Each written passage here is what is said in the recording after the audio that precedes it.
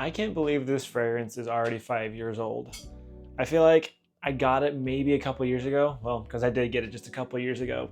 But since we're in the gift buying season, I want to go over this fragrance because it's one of my favorite youthful, sweeter, sexy, seductive date night designer fragrances that I think is still incredibly relevant to today, and it's still popular. What am I talking about? We're talking today about Jean-Paul Gaultier's Male Le Parfum, the quintessential body bottle.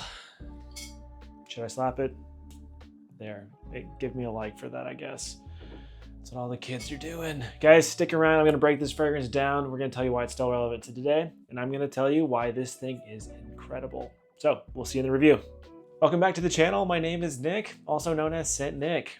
If you're a returning viewer, thank you so much for your continued support. And if you are new here, I create fragrance content mainly in the form of detailed and objective fragrance reviews. If that's something that you're interested in, please consider hitting that like button, leave me a comment of a fragrance you'd like me to cover, and join our community by hitting that red subscribe button. And now let's get back to that review. So JPG, if you have followed me, is not my favorite house in the world, especially in the designer world. I don't care for the design. I don't care for the scent profiles. I find them often very youthful, bubblegummy, overly sweet, kind of F-boy kind of vibes, which I'm just not really about. You know, I like a nice, refined, clean, classic fragrance. I like woody, spicy things. So JPG was never really on my radar. But I came around, I tried Le Parfum a couple years ago, and I'm like, oh, what have I been missing out on? So Le Parfum is probably the best, or tied for the best from the house for me. The other one that I love is Essence, but that one's discontinued and you're going to pay a lot for that one. Male Le Parfum, it's incredible. So overall scent profile on this one's gonna be like a sweet, woody, spicy, borderline fougere, trust me on that kind of fragrance. This comes in 3 sizes, guys. So retail prices for a 2.5 ounce is going to be $120. The 4.2 ounce, which is this bottle right here, this is kind of the standard size, is going to be $150, which honestly isn't terrible. And then a big boy, 6.7 ounce, is going to run you $194, which that's getting up there in price. But you can find these on discounters. You can find them around the $90 to $100 mark. It's well worth that price. There were 2 perfumers on this, Natalie Graciacchetto and Quentin Bish, which I didn't realize this was a Quentin Bish fragrance. And when you really pay attention to it, you get just a nod of his touch in there.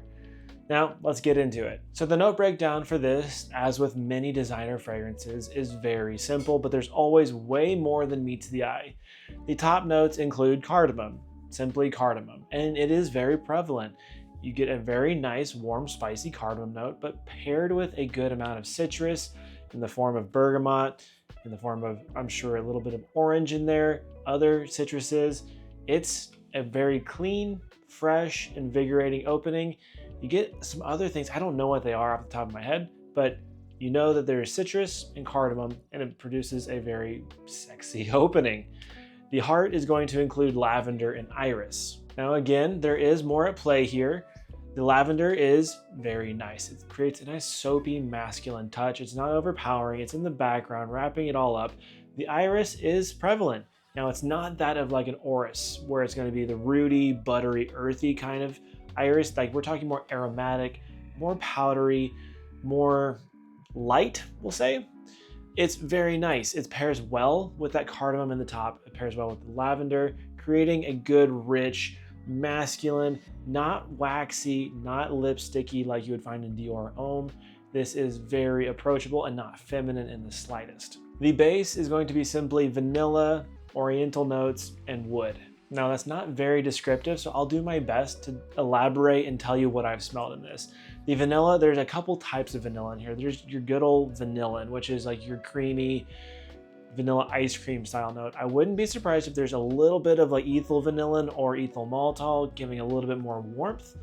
The oriental notes, there's definitely some clove in here, probably in the form of isoeugenol or eugenol. There is sandalwood in this for sure, probably a little bit of cedar, and there is a nice amount of musk. It's a very clean musk, so probably galaxolide, maybe some habanolide. There may be a warmer musk, but I'm not going to try to throw something out there because there's enough musks out there that it doesn't do it any good to talk about it. But there's also some interesting aromatics going on in this entire blend that aren't really talked about. So one of those aromatic notes is going to be violet, and they may be using a violet leaf like Absolute, or they may be using something in the realm of beta ionone, which is a big aura enhancer. It produces this little fruity note. It can really make you go nose blind real fast, and for some people they're really sensitive to it and get headaches. I'm pretty sure that's in this. There are some other florals at play. I'm sure there's a decent amount of hedione in this, giving it really good aura, adding that clean factor. But your overall scent profile of this is going to be that of a sweet, woody, spicy, and powdery fragrance. Perfectly masculine.